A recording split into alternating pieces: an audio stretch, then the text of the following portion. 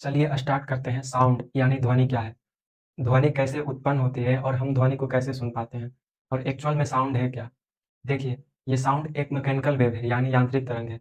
Mechanical wave वो wave होते हैं जिसको चलने के लिए किसी माध्यम की आवश्यकता होती है, यानी ये सिर्फ मीडियम में ही चल सकते हैं। सॉलिड, लिक्विड, गैस एक प्रकार का मीडियम ही तो है, यानी साउंड सिर्फ यहाँ ही ट्रांसमिट हो सकते हैं, वैक्यूम में नहीं, क्योंकि वैक्यूम में कोई प्रकार का मीडियम है ही नहीं। वहाँ सिर्फ ग्रेविटेशनल फोर्स काम करता है, क्योंकि ग्रेविटेशनल फोर्स एक नॉन कॉन्टैक्ट फोर्स है। मतलब इसके लिए मीडियम जैसे हवा, पानी या पदार्थ का होना ज़रूरी नहीं है। इसका इफ़ेक्ट दूर से ही हो सकता है। जैसे चाँद और पृथ्वी को देखिए। चाँद और पृथ्वी के बीच में वैक्यूम है ना, फिर भी वहाँ पे ग्रेविटेशनल फोर्स काम करता है। इसका मतलब ये है कि वैक्यूम में भी ग्रेविटेशनल फोर्स काम करता है। लेकिन हम साउंड पर आते हैं। एक्चुअल में साउंड है क्या? साउंड एक मैकेनिकल वेव है और ये सिर्फ माध्यम में ही चल सकता है, सॉलिड, लिक्विड और गैस। और साउंड एक अनुदैर्ध्य तरंग है, ध्वनि एक अनुदैर्ध्य तरंग है।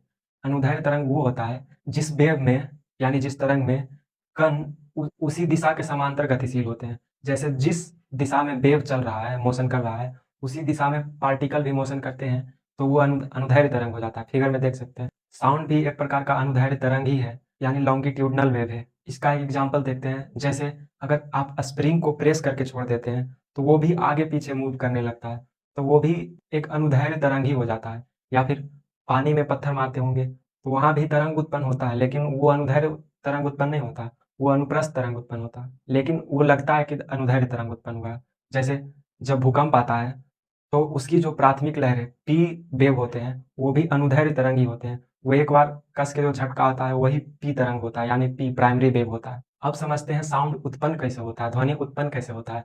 तो साउंड तो डिस्टर्बेंस से ही उत्पन्न हो सकता है, क्योंकि साउंड भी तो एक प्रकार का वेव ही है। तो साउंड और डिस्टर्बेंस कैसे उत्पन्न होता है? तो डिस्टर्बेंस किसी वस्तु में ही उत्पन्न हो सकता है। तो जब कोई वस्तु में डिस्टर्बेंस उत्पन्न होता है, तब वहाँ वेव आ जाता है, यानी तरंग उत्पन्न हो जाता है। और वो तरंग जब गति करते हैं, तो वहाँ जो पार्टिकल है, कण है, हवा में जो पार्टिकल है, वो वाइब्रेट करने लगते हैं, वाइब्रेशन होने लगता है। और वही वेव एक दूसरे के ज़रिए हवा में ही गति करते हैं और हमारे कान तक पहुँचते हैं। और हमारे कान में एक ईयर ड्रम होता है, ईयर ड्रम, जिसको शायद पर्दा भी बोलते हैं, कान का पर्दा। वहाँ पे ये वेव जाके फिर से वहाँ पे वाइब्रेशन उत्पन्न करता है ईयर ड्रम में। और वही वाइब्रेशन कान में जो पूरा सिस्टम है, उसी वाइब्रेशन के ज़रिए एक इन्फॉर्मेशन में बदल देता है, और ये इन्फॉर्मेशन ब्रेन के पास जाता है, जिससे हम किसी चीज़ को सुन पाते हैं। कान यानी ईयर एक ऑडिटोरियो रिसेप्टर ऑर्गन है, यानी घ्राणग्राही अंग। मनुष्य के जो कान है, वो 20 हर्ट्ज़ से 20,000 हर्ट्ज़ तक की फ्रीक्वेंसी को ही सुन पाते हैं।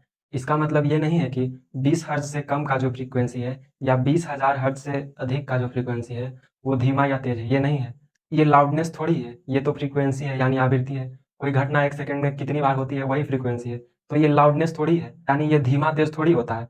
बल्कि 20 हर्ट्ज़ से नीचे और 20,000 हर्ट्ज़ से ऊपर तक की फ्रीक्वेंसी को मनुष्य इसलिए नहीं सुन पाता है, क्योंकि मनुष्य के कान बने ही हैं 20 हर्ट्ज़ से 20,000 हर्ट्ज़ तक की फ्रीक्वेंसी को कैप्चर करने के लिए, क्योंकि हर चीज़ का अपना एक लिमिटेशन होता है। बैट जो है, चमगादड़, वो 20,000 हर्ट्ज़ से बहुत ज़्यादा तक की फ्रीक्वेंसी को फ़ील कर सकता है।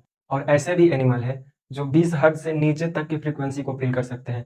भूकंप से पहले आप देखे होंगे, जब भूकंप आने वाला रहता है, तब वहाँ पे वेव जो उत्पन्न होता है, उसका फ्रीक्वेंसी 20 हर्ट्ज़ से नीचे तक का होता है, और उसको फ़ील भी करते हैं एनिमल, तभी तो वो पहले सजग हो जाते हैं। ये जो साउंड है, इसका स्पीड 332 मीटर प्रति सेकंड होता है, यानी ये 1 सेकंड में 332 मीटर जा सकता है। और इसे डेसिबल में मापते हैं, जिसे डीबी कहते हैं। हर एक फिजिकल क्वांटिटी का एक अपना इंटरनेशनल यूनिट है, तो साउंड का भी एक इंटरनेशनल यूनिट है, डेसिबल। साउंड को डेसिबल में मापते हैं। WHO द्वारा, यानी वर्ल्ड हेल्थ ऑर्गेनाइजेशन द्वारा, ये बताया गया था कि मनुष्य के लिए 45 डेसिबल का जो साउंड है, वो सर्वोत्तम है। यानी 45 डेसिबल का जो साउंड है, वो उससे मनुष्य को कोई क्षति नहीं पहुंच सकता है। अब समझते हैं इको क्या होता है। इको को प्रतिध्वनि भी बोलते हैं। जब कोई व्यक्ति या पर्सन किसी दीवार के सामने जाकर कुछ बोलता है, तो उसका जो वेव है, उस दीवार में टकराता है, और कुछ वेव वेव वहीं पे रिफ्रैक्शन या रिफ्लेक्शन हो जाता है। यहाँ पे 2 चीज़ होता है। रिफ्रैक्शन यानी अपवर्तन हो जाता है, या उससे परावर्तन हो जाता है, यानी रिफ्लेक्शन। जो रिफ्रैक्शन होता है, अपवर्तन होता है, वो तो वहीं पे समाप्त हो जाता है। लेकिन जो वेव रिफ्लेक्शन हो जाता है, जो साउंड रिफ्लेक्शन हो जाता है, उसे ही इको बोलते हैं। अगर इको स्पष्ट सुनना है, प्रतिध्वनि स्पष्ट सुनना है, तो दीवार से 16 से 17 मीटर की दूरी पर खड़े होकर के अगर कुछ बोलेंगे, तो इको स्पष्ट सुनाई दे सकता है।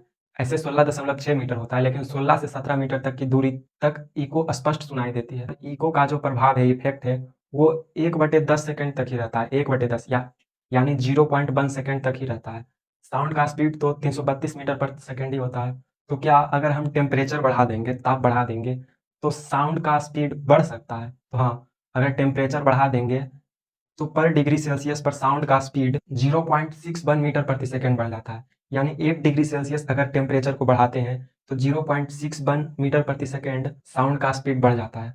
और भी है, जैसे सबसे ज़्यादा साउंड का स्पीड ठोस में होता है, उससे कम द्रव में होता है, उससे कम गैस में होता है। तो अगर ठोस में भी बहुत सारे ठोस होते हैं, इसमें अधिक डेंसिटी होते हैं, यानी घनत्व, जिसका घनत्व अधिक जितना ज़्यादा होगा उसमें साउंड का स्पीड उतना ही ज़्यादा होगा। तो यहाँ भी एक क्वेश्चन बनता है, क्या साउंड का स्पीड डेंसिटी पर निर्भर करता है? पदार्थ के घनत्व पर निर्भर करता है? हाँ, तो यहाँ पे जितना ज़्यादा पदार्थ का डेंसिटी होगा, सॉलिड का डेंसिटी होगा, उतना ही उसका स्पीड ज़्यादा। और प्रेशर के वजह से ध्वनि पर कोई प्रभाव नहीं पड़ता। साउंड का पूरा पीडीएफ डिस्क्रिप्शन में दिया हुआ है, पीडीएफ का लिंक डिस्क्रिप्शन में दिया हुआ है, वहाँ पे आप जाके देख सकते हैं।